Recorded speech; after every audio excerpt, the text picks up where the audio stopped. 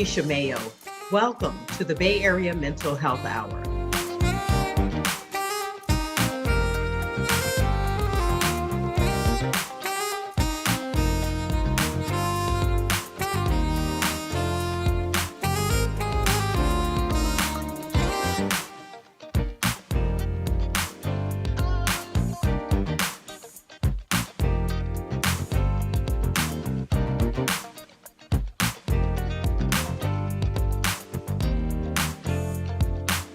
I'd like to welcome Dr. Ankhesenamun Ball. Dr. Ball is the founder and clinical director of Being Integrative Clinical Solutions, LLC.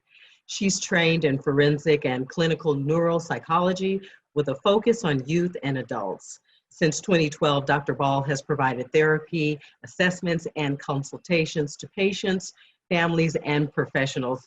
Dr. Ball has trained and supervised others on mental health related topics, such as trauma, neuropsychological assessment, and the impact of race and culture on testing and academic performance. She is an advocate of mental health in all communities, but has a particular focus on individuals and families of color, breaking the preschool to prison pipeline and identifying equitable solutions for all in need of mental health services. Thank you for joining us, Dr. Ball, for this very important conversation. Thanks so much for having me. I appreciate the opportunity. So let's begin with the impact of COVID-19 on families and children. Let's start with the financial strain it's had on those families in particular. So the financial strain that has impacted many of the families who I work with or provide services for has been in some ways catastrophic, because families are really relying heavily on the no eviction clause that's in place right now, because they're not sure how to make rent. They're putting stays on most of their bills if they can, so that they can just try and make it from day to day. So the financial strain has been pretty significant. In your practice, when it comes to advising your patients on just how to cope, resources, I mean, what kind of information or advice are you giving those families regarding finances? I think it really depends on each family and their situation. And I always work really hard to stay within my bounds as a clinical psychologist. I'm not a financial advisor, but getting an understanding, one, of their comfort around talking about their finances is important, and two, developing an understanding of what they understand about their finances is another area that's important to discuss. So for families who have the means, who have some savings, or who have some, knowledge of how to navigate banks and applying for loans, or supporting families and identifying how to complete the PPP process by going through their banks. We've looked at many options in that way. Talking about going through EDD to obtain unemployment benefits. But if financial resources really aren't an option, additional financial resources aren't an option, I've assisted families in connecting with just locations for obtaining food and resources for their children. Some of the families that I've been fortunate to work with, unfortunately, don't have access to internet. So helping them to see if there's ways of accessing internet so that their kids can do schooling, or that they can continue to look for work. So it really depends on each family's situation, but we do come up with a targeted plan based on their access and based on their knowledge base. And for those who need additional help more than what I can offer, it's connecting them with local resources like case managers that can provide those services. Continuing with the topic of the impact of COVID-19 on the families, what about the physical health of the children and the families that you're seeing? What are some of the concerns you have, and what are some of the presentations you've seen? For me, I would have less concern about their physical health as a mental health clinician, but I do have concerns about their ability to get out, mobility, just play, just having access to release some of this energy that young kids and even older kids have. The fact that we have been sheltering in place and parks and playgrounds have all been isolated or, cordoned off because of the risk of transmission of COVID. I worry that kids are not developing the opportunity to exercise, to run, to just generally play and connect with other kids, which we know from multitudes of research that one of the best ways to help improve executive functioning is to allow kids to play.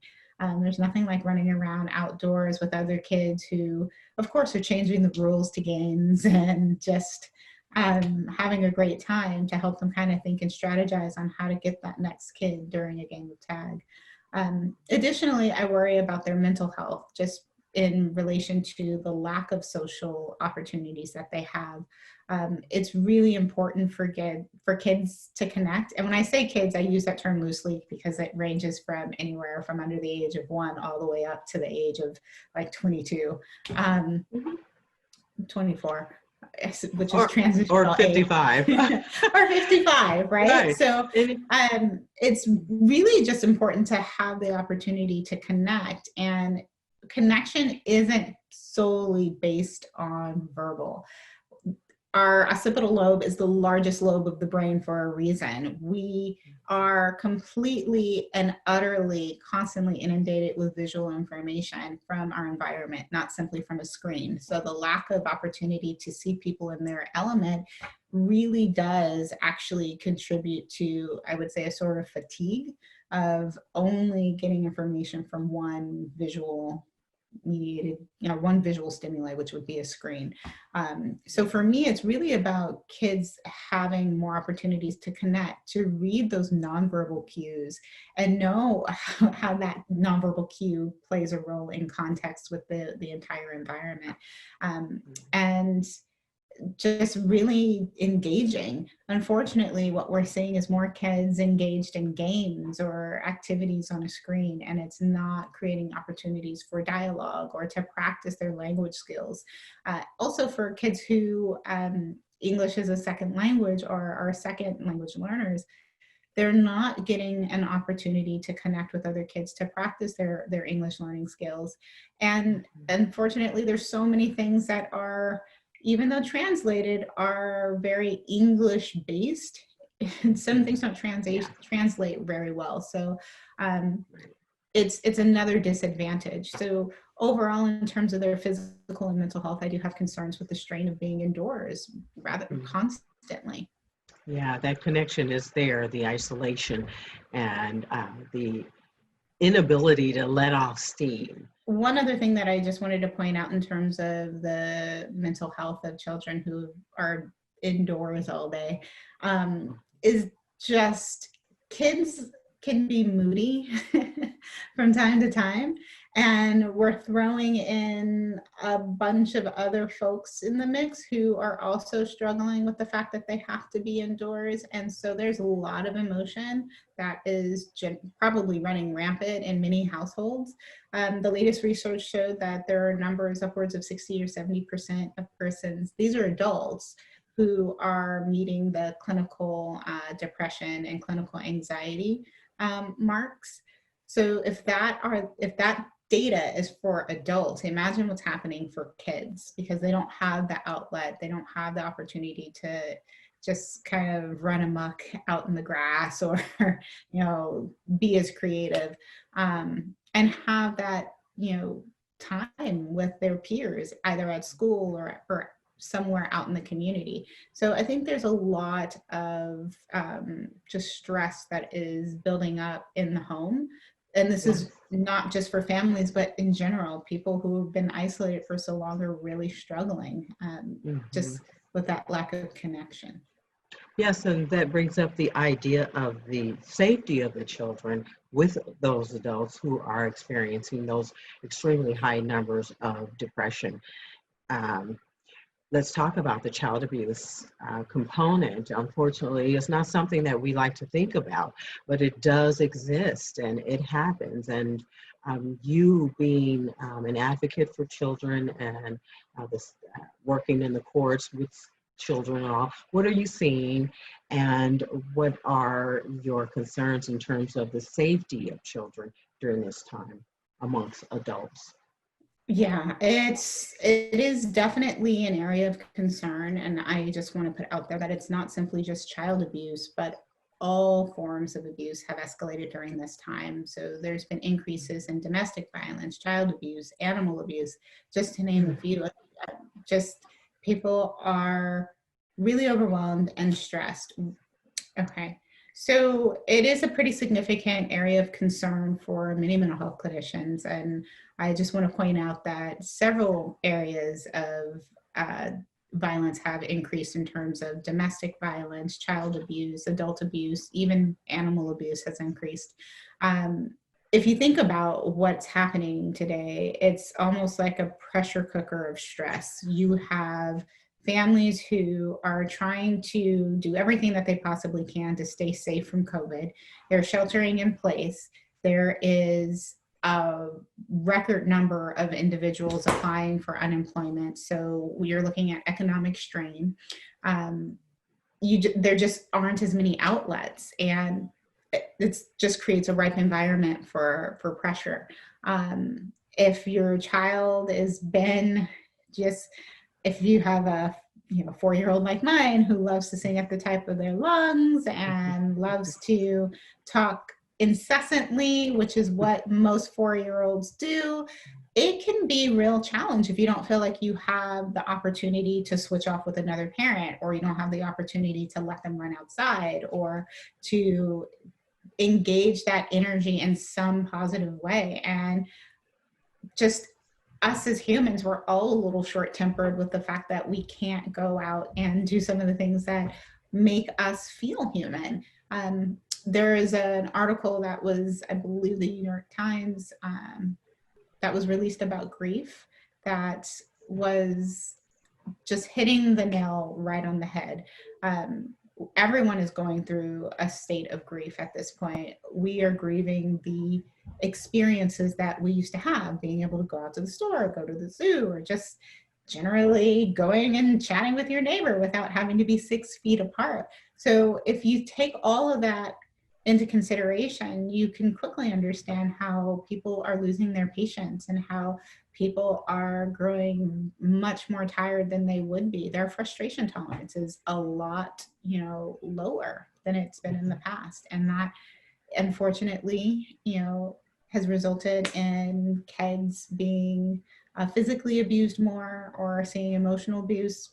As I mentioned, parents are a lot shorter in terms of just managing the stress. And what about the children managing the abuse, or how do you deal with, or what would you say to a young child, let's just say, between 5 and 13 years old? What would you say to a child who needs to understand what's happening, why it's happening, and how they can keep themselves safe? I think if it's a very young child, like 5, I would actually speak to the parent and the child. I would not isolate them because they're not isolated.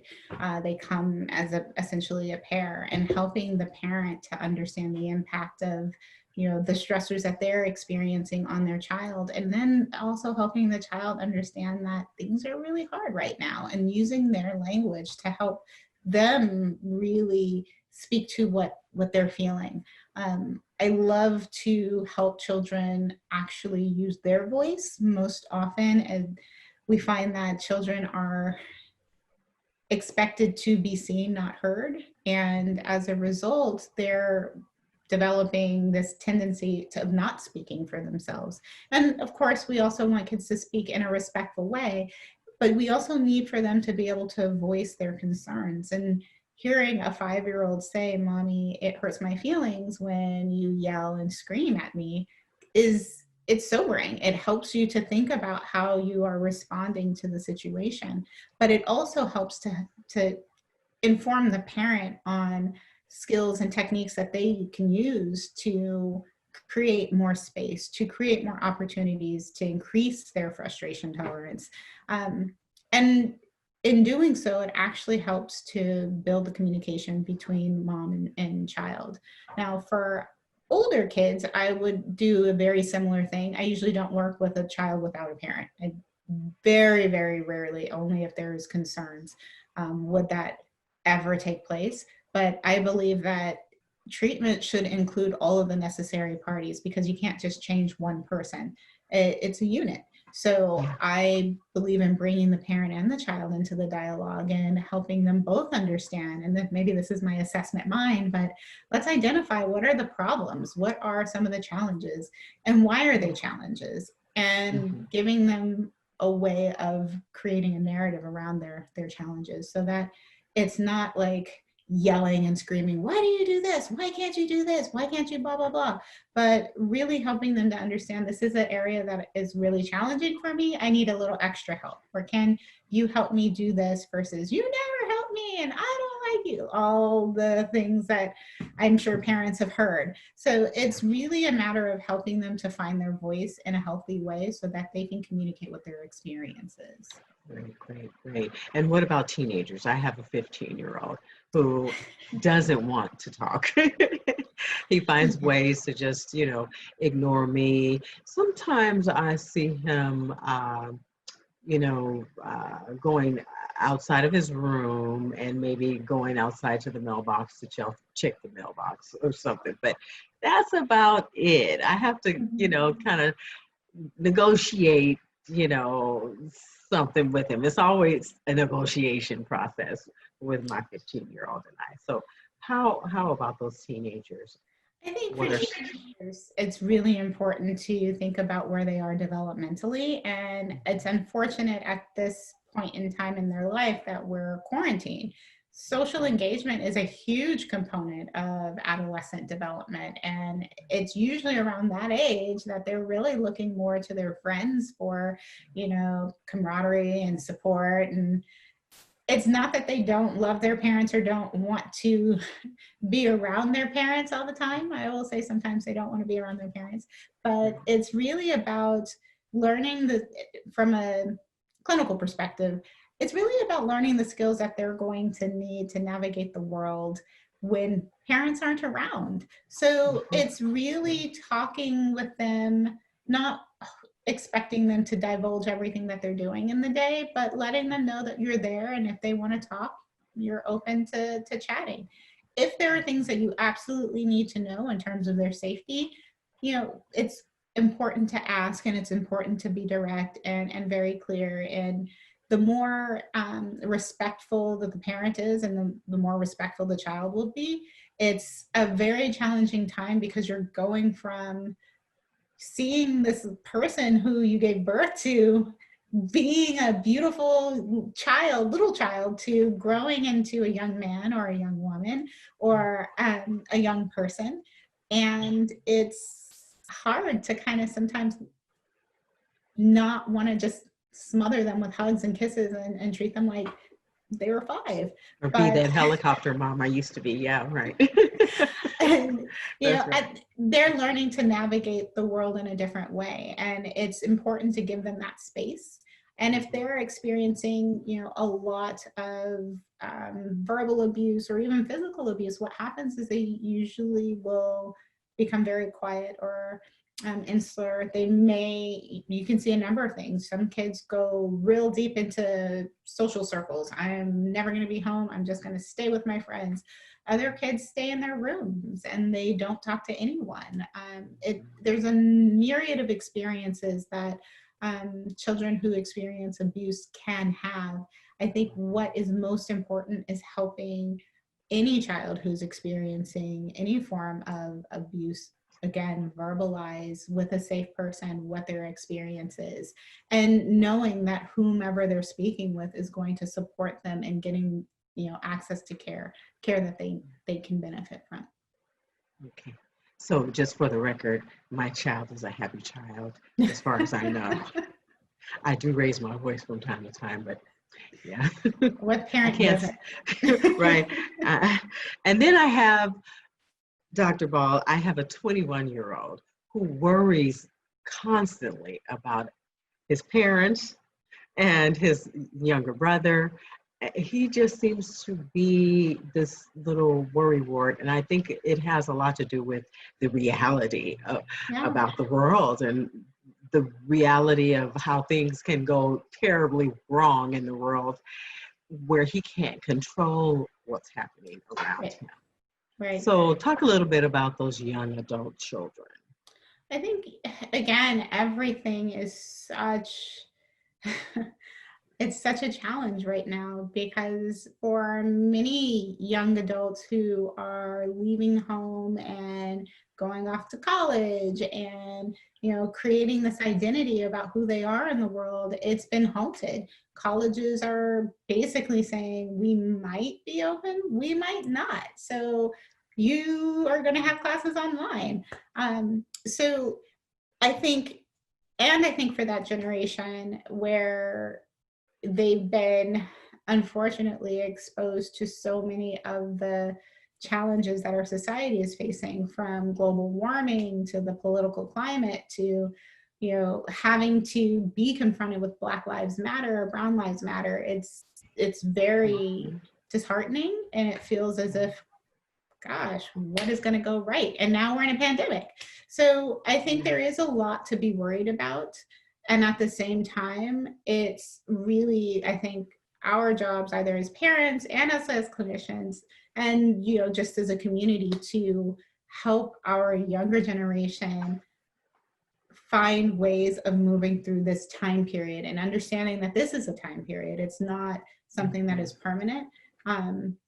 And looking towards solutions of helping our society make better choices in the future, so that they are not carrying the weight of past generations who were not being mindful of global warming, or who weren't being mindful of, you know, how to take everyone into consideration when we're making new laws. So we are really looking at how to support this younger generation to have a voice, to basically be part of society in a way that's going to help propel us forward.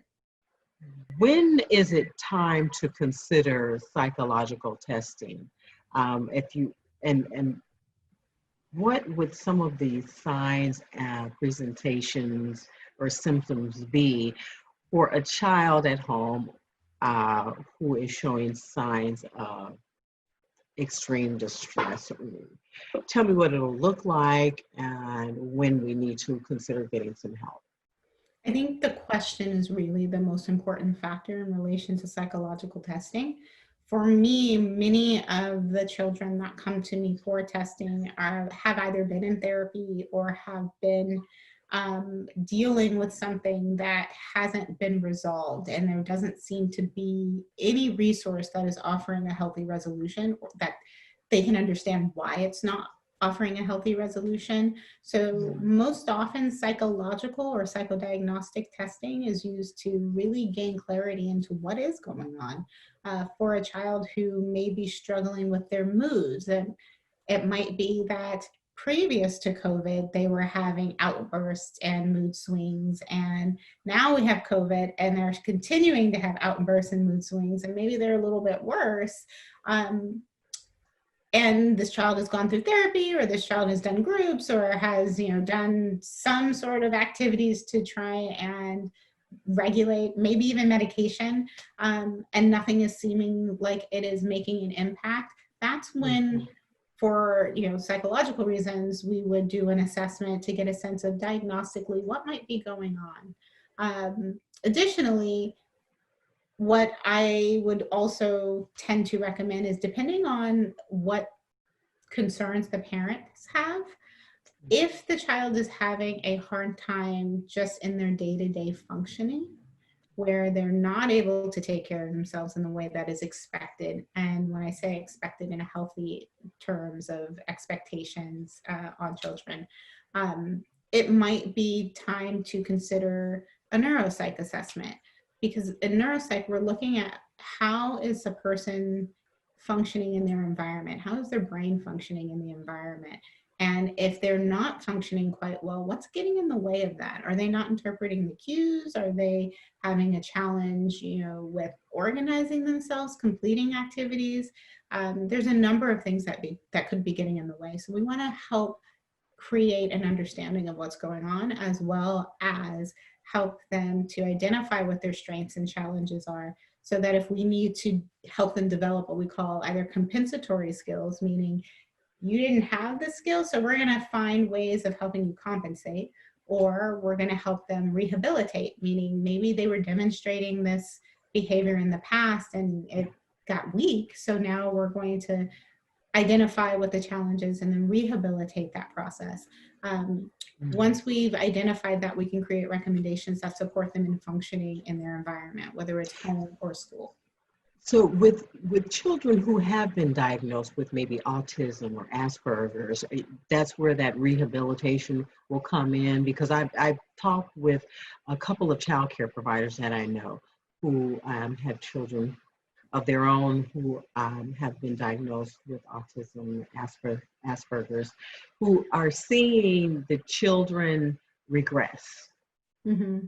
And they're desperately seeking some help. They don't know what to do. But are you talking about that rehabilitation for children like children with autism? It's pretty much, yeah, any type of diagnosis. For children with autism or on the autism spectrum, it really, again, is looking at each individual child.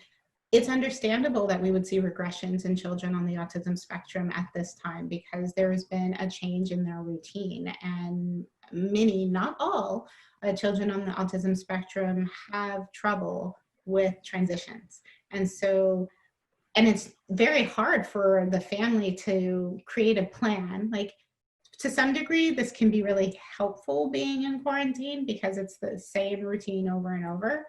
At the same time, it's hard to predict how to create a plan on when to transition out, when to go back to school, and when to re-engage with the community, because we don't have a very clear timeline for that. So in terms of rehabilitation or compensatory skills, it really is dependent upon the individual and what skills they had previous to COVID and previous in their development versus what skills they just never really demonstrated or exhibited, and helping them to find ways around so that they can navigate the world in a healthier way.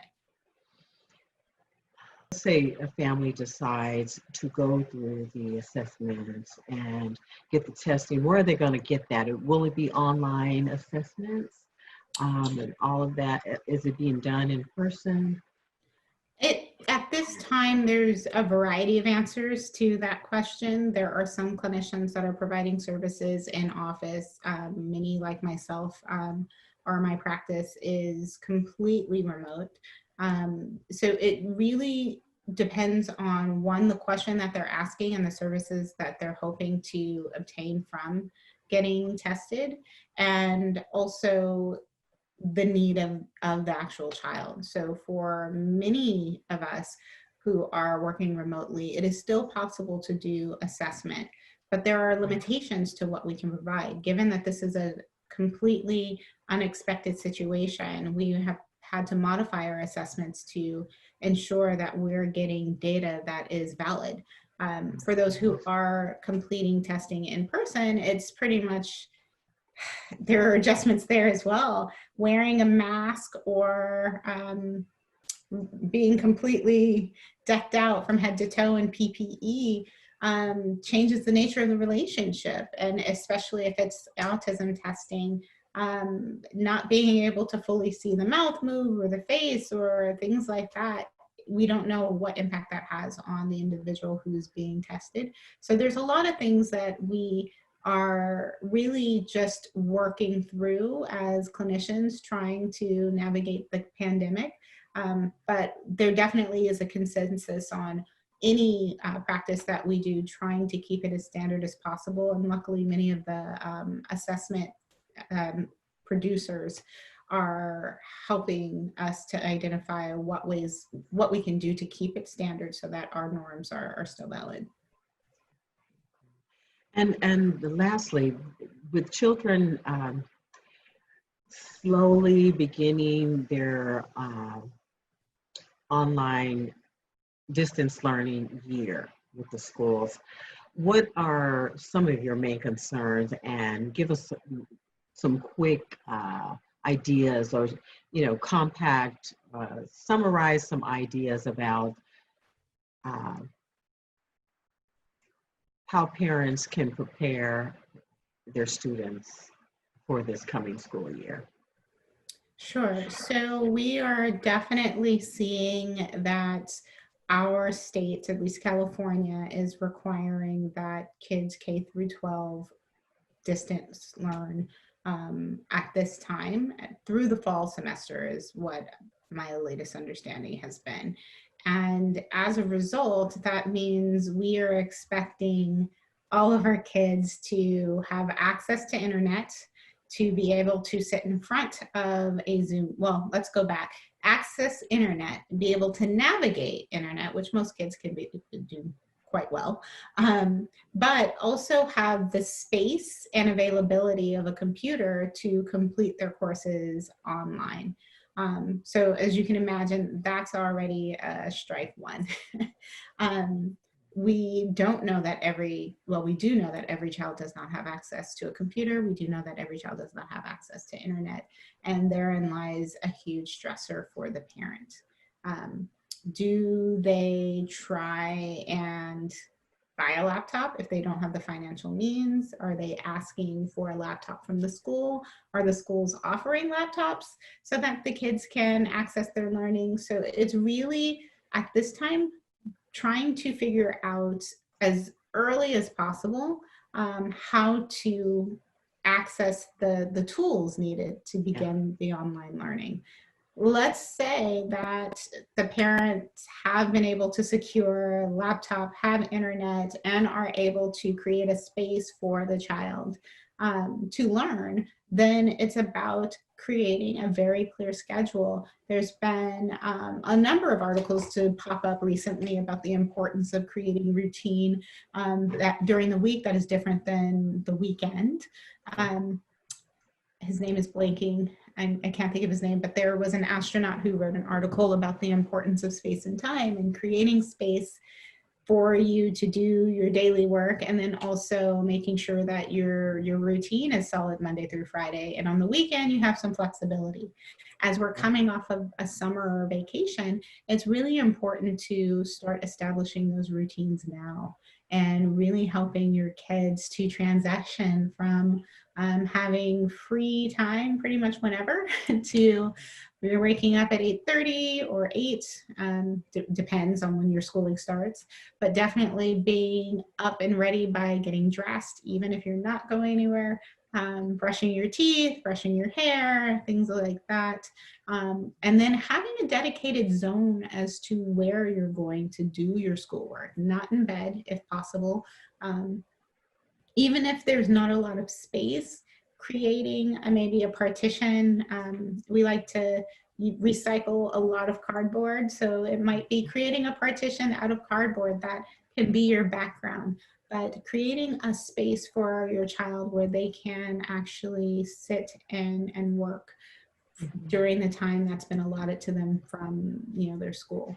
And I would say that's as a former educator, that's excellent advice about creating that partition, that space, whether they have a computer there or not, or maybe they're just working from the packets, the paper packets. However, they are learning. We want to make sure they're learning, and they're learning in a comfortable, well-lit, well-ventilated space, because they can be sitting there for some time. But let them take breaks as well, while they're studying, to get outside, to get some sunshine, walk to the mailbox or back, whatever. But creating that routine, I think, is really important as well. So thank you so much for that advice. Any last thoughts? Yes, I would say that while I know that I made the recommendation of having the space and the screens and the partition, I understand that's for older children who have the capacity to sit in front of a screen, and that is very different than having younger children under the age of 5. And if you're also trying to balance work with having kids, it's definitely important to make sure that you are taking breaks as well as you're having breaks with your child. And that there are ways to navigate having your kids working with you at home. I don't want to create the idea that I think parents should have their child be their coworker. I think parents should be able to communicate with their employer their needs so that they can have a flexible schedule. But the important thing is create space for yourself, create space for your child, and to really have the opportunity as much as you can to balance out the stressors that are really befalling all of us. We are navigating a completely new situation, and as a result, it can be really challenging. But knowing that you can definitely take a step back, you can, come up with ideas and tools for keeping your children active while also, having that business meeting and letting people know I'm working with my children as well. So if I step away, I'm still doing my work. So just, I think the theme of all of this is definitely increasing communication and really being clear about what your needs are. And the more that those are communicated amongst individuals within the family, it's a higher likelihood that that can decrease the stress that families are experiencing. So thank you, Dr. Ball, for guiding us through all of the questions and concerns. It was a pleasure to have you here, and we look forward to more conversations with you about children and their families. Thank you so much for having me. It's been a pleasure to sit and chat with you about some of the issues that COVID has created for our families. We will continue to gather together in support of each other here on the Bay Area Mental Health Hour. So please look for us on YouTube and on Facebook. You'll also find short clips of our shows on Instagram and Twitter. We'll also share contact information about Dr. Ball and other resources mentioned here during the show. For the Bay Area Mental Health Hour, I'm Alicia Mayo. Keep yourselves and your families healthy, safe, and sane. We'll see you next time.